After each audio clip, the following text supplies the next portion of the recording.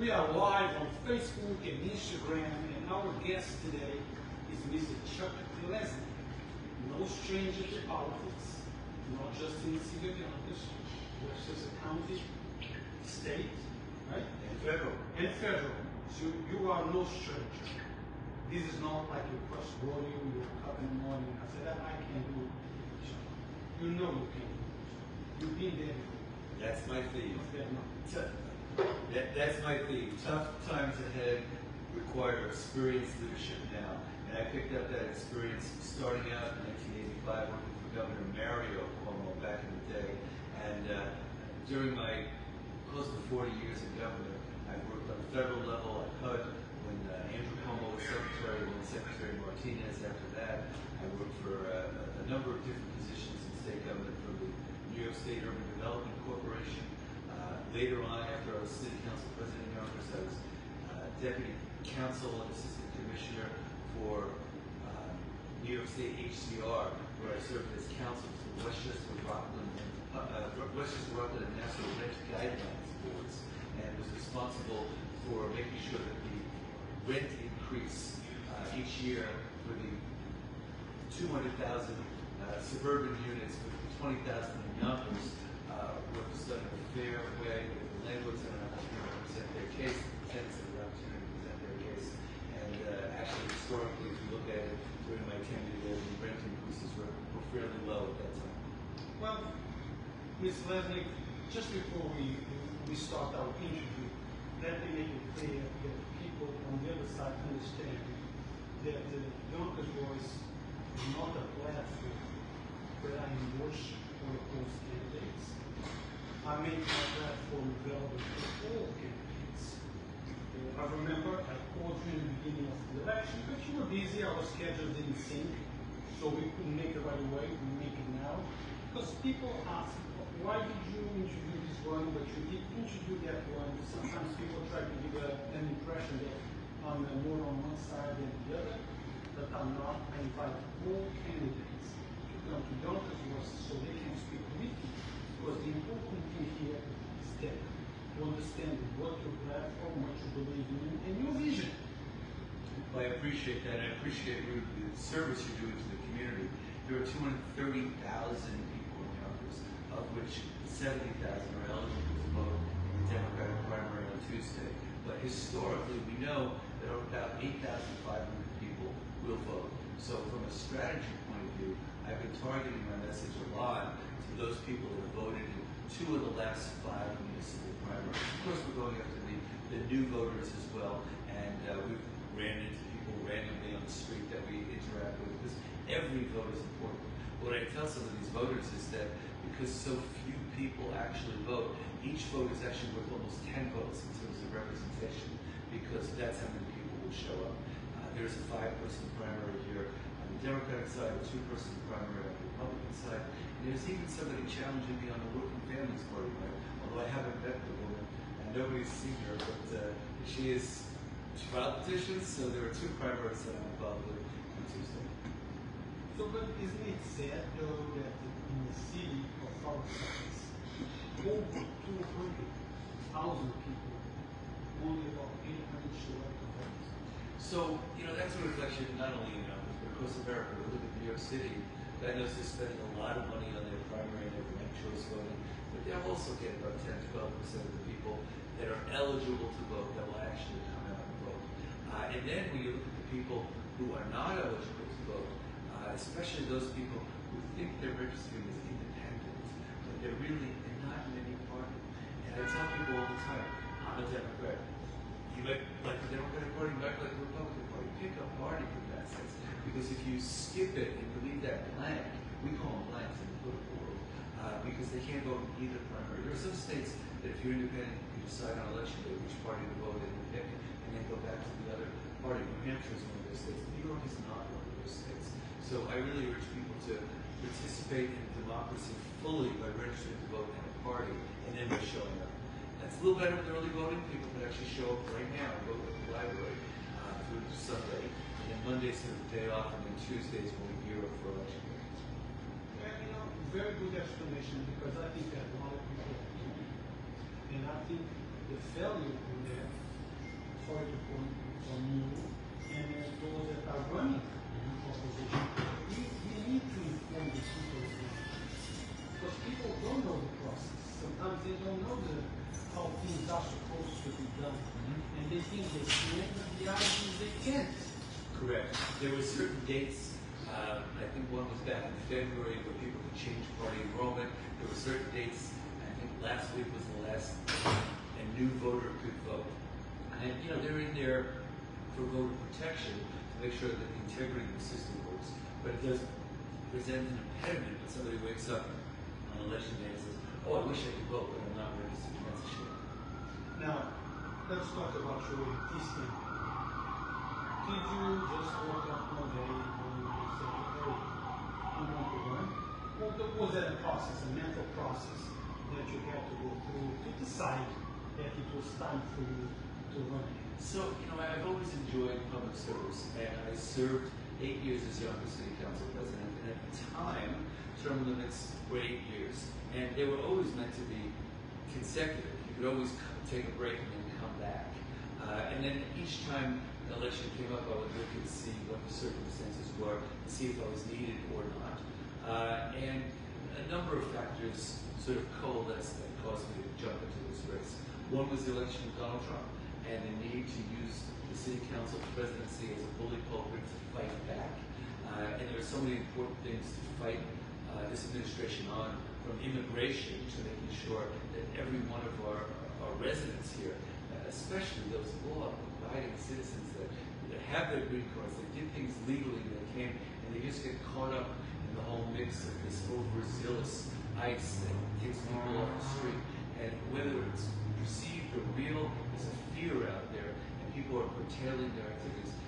St. Peter's Church has fewer people go to church because people are worried about going to public places where immigrants might be. Home Depot is a place where people are going less and less because there were some rumors of raids there. So I mean, that's not the way to live. We're all in this country. We're either immigrants, we're children of immigrants, we're grandchildren of immigrants, great-grandchildren of immigrants. But with the exception of a few indigenous American friends that I have, we came from somewhere else. And whether there were rules at the time, whether there were quotas, whether there was raids to be legal or not, we've all made our way here, and we need to protect our immigrants. I've also found myself at rallies protecting HUD, an agency I used to work for, the United States Department of Housing and Urban Development, with severe cuts. The last time we had cuts like this was when Ronald Reagan was president, and of course right after that we had a homeless crisis. So it's related. It's not housing subsidy, fewer people will have housing, more people will be homeless. I've been protecting Social Security offices, whether it be the one in Yonkers or one in White Plains, from being closed because seniors don't always have access to computers, they're not always adept. They need to sometimes go into the office. And you know, it's a systematic change. The United States government now wants to make it harder for people to get benefits. It's like the insurance companies that always say no to your first claim, and you have to fight for it. They want to do that to save money, but they're saving money on the backs of the people that need it the most. So I've been out there a couple times a month at rallies, very targeted, when the administration does something that I believe needs to be corrected, using it as a bully pulpit. Also, locally, I want to make sure that the council members are focused on what they're doing. But before we go into all these subjects, let's allow me to ask a couple of questions. Sure, Because please. a few things that you just brought up. One of the things is immigration. It's getting help on the line. I get called early morning saying, no, ICE is outside my door. They're not sure if it's ICE or not. It could be an investigation, it could be Yonkers Police Department to invest. But the situation is so crazy that they immediately connect with ICE because they see them outside of the door. What happens? Then they're afraid of taking their kids to school.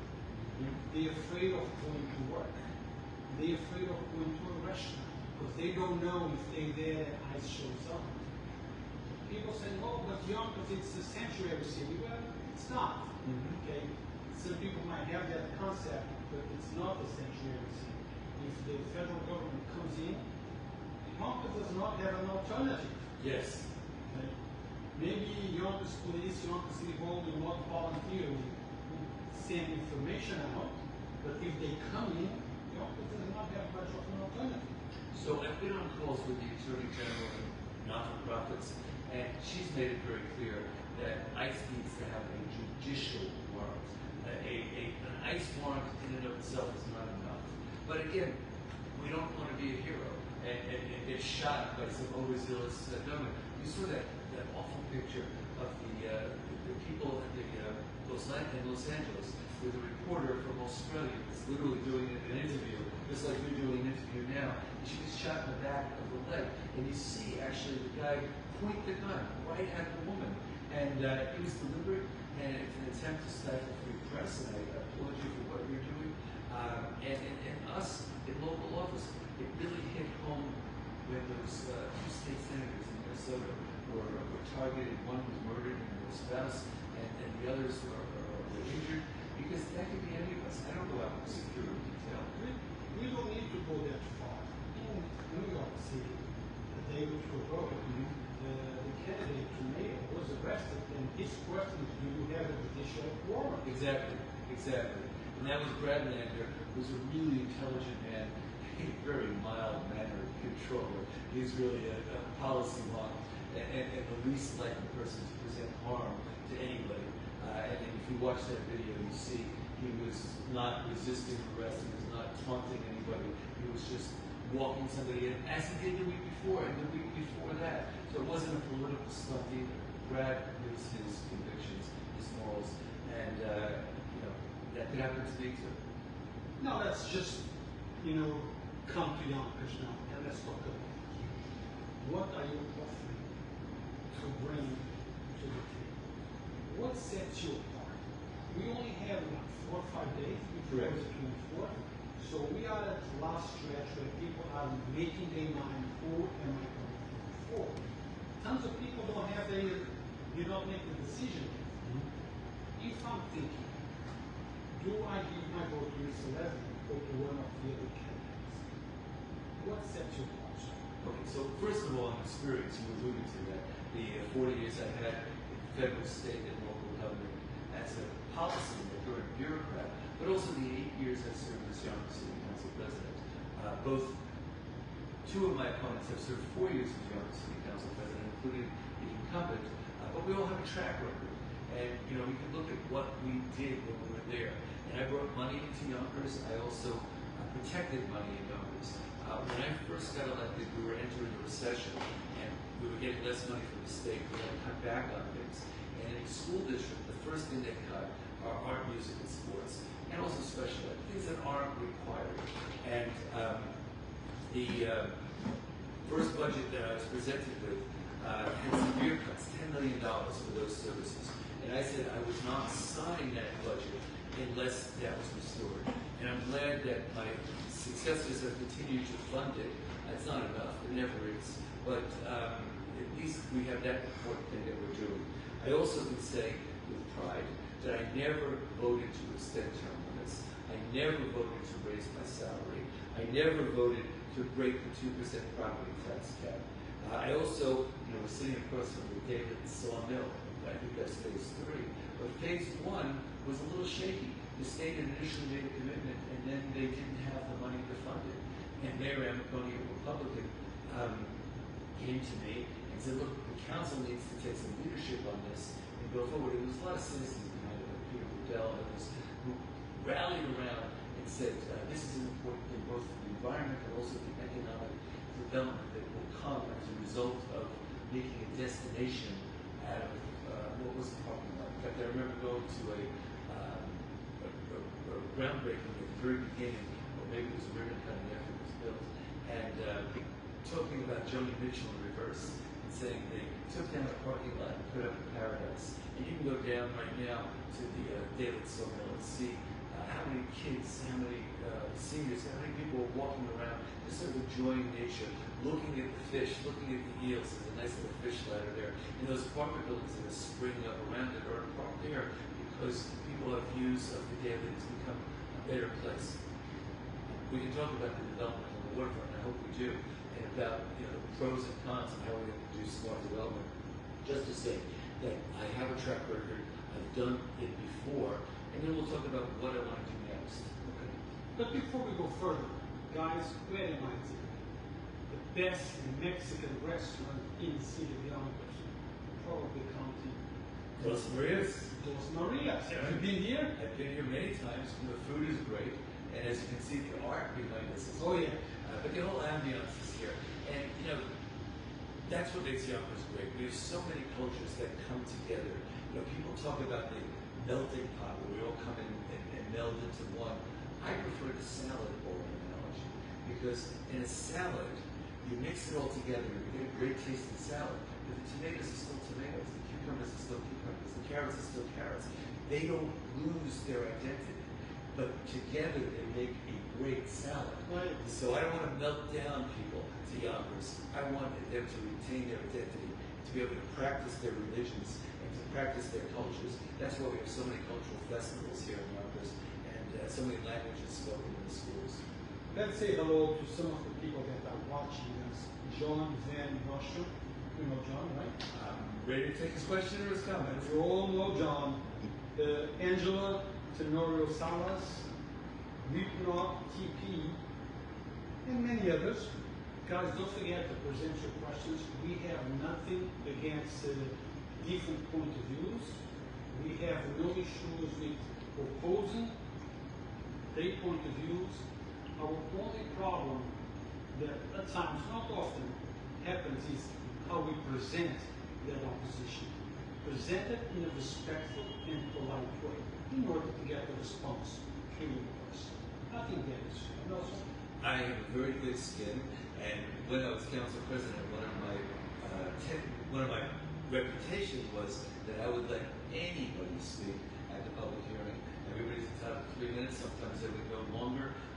When we did big development projects, I made sure that the community had ample time to comment.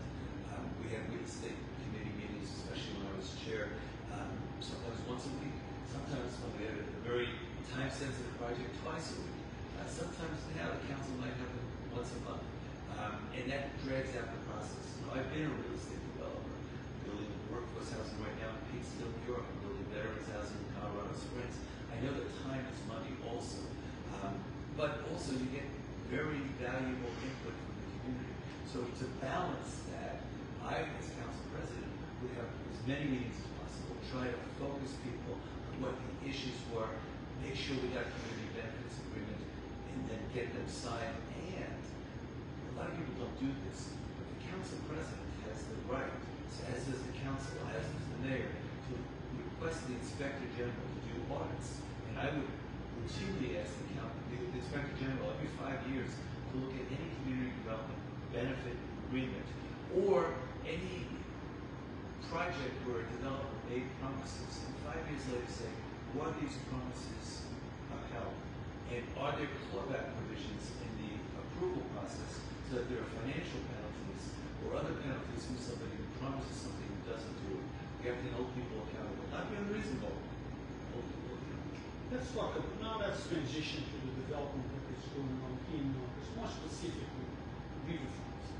We see a lot of buildings, we see lines, gates, we see a lot of new stuff coming on. But we also see lots of people in Yonkers having to move out of Yonkers because they can no longer afford to live in Yonkers. Yes, rent control, yes, there's subsidies, yes, we help you. But the bottom line is, a lot of people are moving out of Yonkers because they cannot afford it. What would you do different than those who are there now to retain residents in the city of Yonkers? Well, it's interesting. When I was council president, we were heading into a recession. We weren't doing much building. And I took that opportunity to do a generic environmental impact statement for Alexander Street and some of the other areas around here so that when the economy improved towards the end of my 8 years, development did start and there were cranes in the air. And one of the things I pushed for was transit-oriented development where the density is greater closer to the train station and less in the middle. So if you look at that strip from the Yonkers train station to the Glenwood train station, the zoning now allows higher buildings near the train stations. In the middle, it's lower. There are also some view sheds. For instance, in the public library, where you and I were talking yesterday on the fourth floor. You look out and you can see the river through an 11 and a 14-story tower with 4 stories in the middle. So you look through like a field goal and see the Palisades and the river. When that building was approved by my predecessor, it was supposed to be 8 stories and it was a block. You would not have seen the river from the library. So you have to be a little bit creative with that. We gave the developer a little bit more riverfront views to market, but from the community, we got the views. I also was pushing for affordable housing ordinance, and we pushed for 20%, we got 10%. I'm still going to push for more. Maybe we come up with 15, who knows? But incrementally, we need to go forward. And from a development point of view, the subsidies are there for 80/20 housing for other sorts of low-income housing tax credit projects. Those units on the waterfront did not displace anybody. It was mostly industrial property or vacant property. But your point about gentrification in general pushing people out, because as the property values go up, people feel they can charge more money. That's where you need to have rent regulation, TPA, make sure that people are protected, and you need to use whatever subsidies are there so that the people who live in Yonkers can continue to live in Yonkers. Remember, we went from 200,000 to 230,000, so 30,000 more people have moved in the last 2 decades than were before. So there's been a net gain, but we want to make sure that it's a diversity of income, a diversity of socioeconomic, diversity of races, diversity of ethnicities, and that Yonkers remains a diverse, interesting place it is. Thank you to Melissa McCarthy, Zu Sullivan, my friend Zu, Anthony DiMaggio, Jose Rivera for watching, for being here. Guys, don't forget, if you have a question, present it, write it down politely and respectful so we can ask Mr. Lesnick his opinion on the question that you are presenting. Law enforcement, crime in Yonkers. Some people say that crime is increasing. I say no, that might be an optical illusion due to so many people like me that is always walking around with the phone, and as soon as something happens, we film and we put it up on social. That might give an impression that crime is happening more because it's reported more. What is your opinion? Is crime less? Is crime being reported more? What is it? Look, the statistics say that Yonkers is one of the safest cities of 150,000 or more in the United States. The statistics. What you feel? What is your opinion? I'm saying that even if murders are down, if there's one murder in Yonkers, it's too much. Yes. Right, and that's why I support programs like SNUG, which is Guns Spelled Backwards, which hire people who have been in the criminal justice system and may have been in a gang and then gone to prison and come out and have said, they talk to young men and say, this is not a life you should choose. There are bad things that happen and bad ramifications that happen to you, and that's a very effective way of getting people not to commit crimes. The other thing is to give people economic opportunity. If people have jobs, they don't have to steal, they have food. And if they have homes, they don't have to do vandalism or panhandle or do the other things that adversely affect our quality of life. Clearly, we have to put more money into mental health services, although that's more of a New York City subway thing. But people in Yonkers are in the New York metropolitan area, so what happens in New York City sort of trickles up to Yonkers. But Yonkers is safe. People should feel comfortable going out in Yonkers. That's why we do things like the National Night Out. And you and I were on the street yesterday when we saw what was happening at the Yonkers Library. Though that turned out to be not as serious incident it could have been, and the response was overwhelming. Part of it was the Metro North Police or the Yonkers Police all in close proximity, but that was a tremendous show of force and protection, because if there had been a shooting in a library when there were kids, it could have been really devastating. It wasn't. It turns out to be a hammer that might have been a weapon, but you don't know, so you have to respond. I'm glad things turned out the way they did. It's amazing how quick and effective the police responded, because when they respond, they go based on their first report.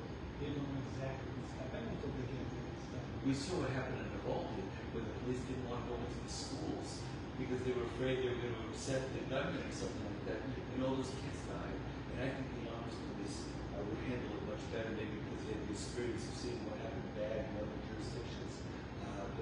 thank goodness those mass shootings are not happening here in Yonkers. We have here a question from Anthony DiMaggio. Anthony DiMaggio was, I believe, well, not that I believe, he was a former police officer. I believe you're right. A lieutenant, if Yes. I'm not mistaken. Anthony DiMaggio asks, Chuck, will you introduce or support legislation to eradicate term limits or increase the membership to 5? No. And my position has been from the beginning that, you know, whether it was 8 years or 12 years, the voters put it on the ballot twice. They put it on the ballot once, and then there was a referendum to remove it, and they kept it. Now, whether or not they opine as to how many years it should be, I believe it should go to the voters, not be a city council decision. And I've taken that position consistently throughout my professional career. They tell me they cannot give you. Okay. Short answer is no. The voters put term limits in. The voters need to take them out or change them, and it should be done by referendum, not by council fiat. Anthony, if you have any other questions, please pose it. What about the homeless issue? Affects not just the people of Yonkers, but also the local businesses in Yonkers, especially in the Gary Square area. You know, they're taking tables out of the restaurants because of it becomes attractive for the homeless people just to come and sit down and lounge, AC, and it affects their business.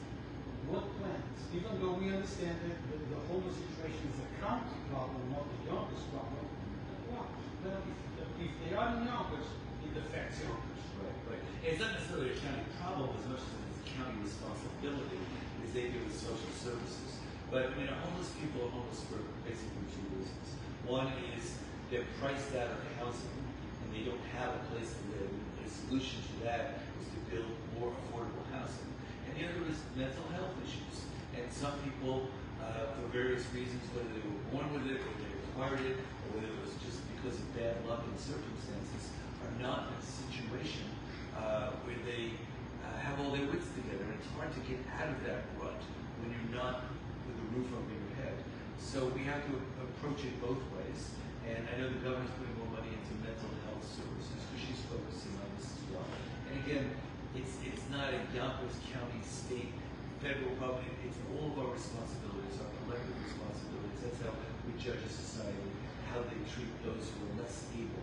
And again, if some of these big corporations and these billionaires can pay their fair share of taxes, we have enough money to build more affordable housing and to put more money into social services. Now, as you said, not long ago, the city of Yonkers had about 250,000 residents. 230. A few years back, Over 200. 200. Yeah. A few years back, we had about 200 residents. Today, we have about 230. The city is growing, It is.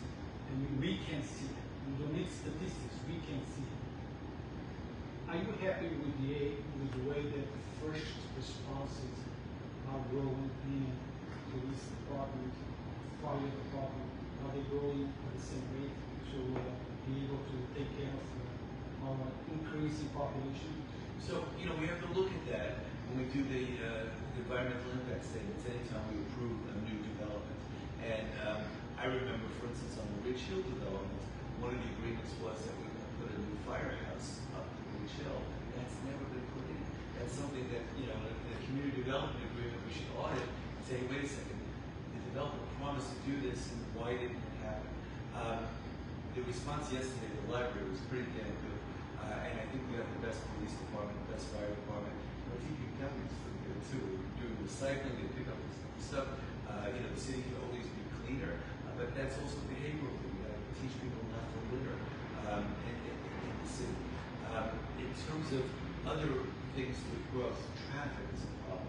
You know, you used to be able to drive from one side of the campus to the other in 15 minutes. Now sometimes it takes a half hour, rush hour. Some of that's the school buses. And the more we build schools on the west side of town, where most of the students are, the less you'll have buses crossing town and causing traffic. So that's part of mitigating traffic. Some of the roads need to be widened, and we have to look for better alternatives. I know the county is about to embark on their free summer bus ride program. People should use the mass transit more often. north-south stuff, it's pretty easy. We have 11 metro north stations that either are in Yonkers or touch Yonkers and serve Yonkers on the Harlem line. But getting across Yonkers is sometimes difficult, and getting to specific places in Yonkers requires, if not a car, an Uber. My parents are 90, 92, and there's a service now called, I think it's Go-Go Grandpa or something like that, where seniors who might not be adept on the phone, might not be able to call an Uber and do it on an app, can actually call service and they'll take care of that. So, it's all holistically. The Office of the Aging actually offers rides for seniors. So we have to do that. But again, we have to figure out what the new development is causing, and the developer needs to pay for that and to take that into account. We can't overburden the developer with too many costs or they won't be able to get things done. A couple of years ago, we had a school system that was bursting at the seams, and we didn't want any more school kids because it was going to be a burden on our schools. Now we actually have a few new schools. We're closing the school this summer because there are fewer. Yes, there were fewer students. There were 26,000 students. Now maybe there are 25,000 or 24,000 students. So that too goes in cycles. But we can predict that stuff. Right? When somebody's pre-K, first, third, second grade, you can predict what's going to happen in 5-7 years. Some of it's from the development, and again, if you put in 2-bedroom units, you're going to have more kids. If you put in studios and 1-bedrooms, you're going to have fewer kids. So the types of approvals, maybe you have more senior housing. Senior housing is good for many reasons because it allows seniors to downsize and move into a place that's more handicapped accessible, etc. But it also frees up the big house that they had, so that a young family that has a lot of kids can move into it. So I'm in favor of building senior housing. Now, have you heard about the proposal to build battery storage somewhere on the River Road, if I'm not mistaken? Right. What is your opinion on that? So again, we have to look at it because we need battery storage somewhere, and whether it has to be in Yonkers or somewhere else, we have to find the appropriate spot that isn't going to go into our aquifer, isn't going to affect the water, that isn't going to again create traffic. And I'm a big fan of solar, a big fan of wind energy, and we were fighting Con Ed, who's raising the rates ridiculously. That's my next one. Yeah, well, there are two problems with Con Ed. One of which is they have a bloated bureaucracy with a president of Con Ed that is 6 times what the governor of the state of New York is, and that's just not right. But through energy efficiency, we can use less energy. I want to make sure that if people have solar on their roof, not only can they power their own home, but they kind of have to buy it back from them if it enters the grid, because that will help bring costs down as well. But when they closed the Indian Point nuclear facility, which they should have closed because it was getting old and it was in a very populated area, they need to have plans to how to replace that energy. Trump's putting tariffs on Canada, but we were getting hydroelectric power from Canada. And we can't be short-sighted when we're treating our best friend, our neighbor, our best trading partner that borders New York State, Canada. That too is going to have a cost ramification on energy if there are tariffs on Canadian hydropower. Well, so Leslie, we have to conclude, but I don't want to close it without giving you the opportunity to say anything that I forgot to ask you, that you feel it's important for those who are watching us, because as I said, we don't endorse, we don't oppose, we just give all the candidates an opportunity to speak with you, all of you who are watching, so you can make a decision on who deserves you. Well, the last endorsement I got was from the New York League of Conservation Voters, and we stood down by the science law, which I actually belonged to Yonkers 20 years ago, 17 years ago to be exact. They were decommissioning in New York City. I was able to acquire everything on the barge for $2 with a super lease. We were the groundworks, Hudson Valley. I was standing in front of the Yonkers City Pier, which was crumbling and falling into the water in 1991 when I was Director of Economic Development for the City of Yonkers. And I was able to get $3.5 million from Senator Moynihan and Congressman Anita Lowy through an iced tea grant to restore that, and that became the Michigan for economic development. Again, daylight in the Sawmill and the other things that I brought to Yonkers brought me the endorsement of the New York League of Conservation Voters, who also pointed out that they created the first green policy task force, which not only saved energy, we have grants to retrofit school buses so it didn't diesel to the air, we put a leaf blowing ban in place to make the air quality better, a whole host of reasons to make the air quality in parks. So I sit on the parks board, and I have for the last couple of years of tremendous investments, capital investments in the parks and Yonkers. All of that's part of the whole quality of life. That's why you move to a place like Yonkers, or if you want in a place like Yonkers, that's where you stay in a place like Yonkers. We were at a debate last night at the Park and Rec Club. The question was posed, why should we stay in Yonkers? You know, everybody on the panel, we look around, whether it's the geography, the proximity to New York City, proximity to the water, really it's the people here. It's the diverse community we have, it's the relationships we have with our friends, our children have with their schools, and it's the quality of life that makes Yonkers just a wonderful place to be, and I want to make it even better. Now, I am sure that you're looking at the whole situation in Yonkers, and you have made your determination what is the first priorities. If you are elected, what are the first things that you're going to address this time?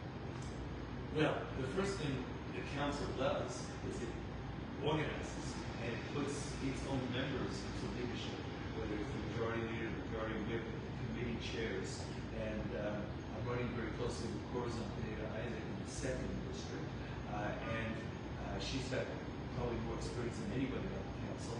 She'd be part of the leadership of the Democratic majority. When I got there, we'd have an open and transparent government. I would bring communities in. I would, again, do what I did last time by having a transition team where I bring community leaders from all walks of life in so that they can help me prioritize. I know what I want to do, but the first thing I want to do is listen to what the people in the community want to make sure I have it right. And there are a couple of months between the election in November and swearing in January. And, you know, I work cooperatively with the mayor and his administration. That happened every 2 weeks when I was council president. Whether it was Phil Anacone or Mike Spano, the majority leader, the minority leader, the council president, and the mayor would sit down ahead of the council cycle and go over what was on the agenda and how we were going to approach it. And sometimes we agree to agree, sometimes we agree to disagree, but we communicate that so it's civil, and I, again, keep that tone of civility with all the council members, the majority and the minority party. So that would be the goals I would have. Well, Mr. Lesnick, campaigns are expensive. It's no secret to anyone. If anyone wants to donate to your campaign, how can they do that? Okay. So they could go to the chucklesnick.com website and do that. But you raise an interesting point about finances, because campaign finance reform is essential.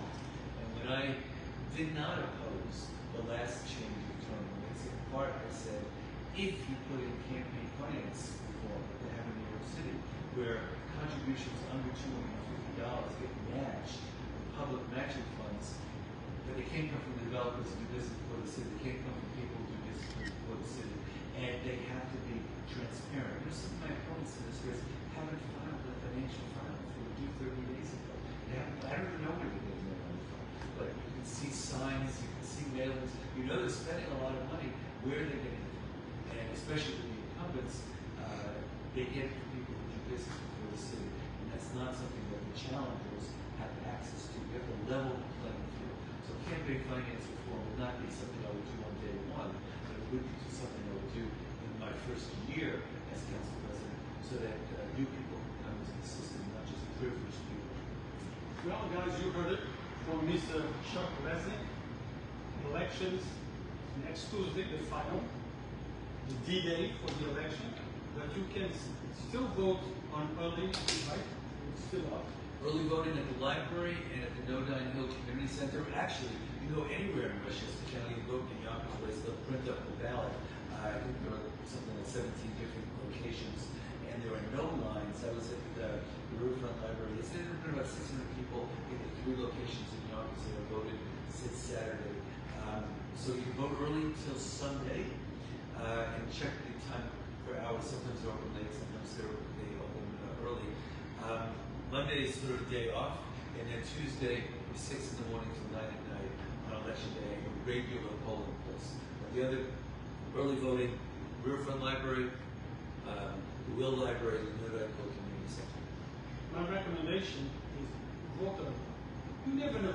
Tuesday comes, car broke down, you're not feeling good, you're sick, something happens, you cannot make it out.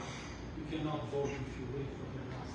So take advantage of early voting. That's my opinion. I voted early. Thank you for watching. Don't forget to vote for whoever you think is the best person for the job. We don't get how you get there. Just make sure you get to the voting polls and cast your vote. If you need a ride, you can call me. If you need a ride, you can call him. Just make sure you vote. Don't wait for Wednesday to say, I should have voted, or complain on Thursday why things are this way. Well, things are the way they are because lots of people don't vote. So come out and vote. Make your vote count.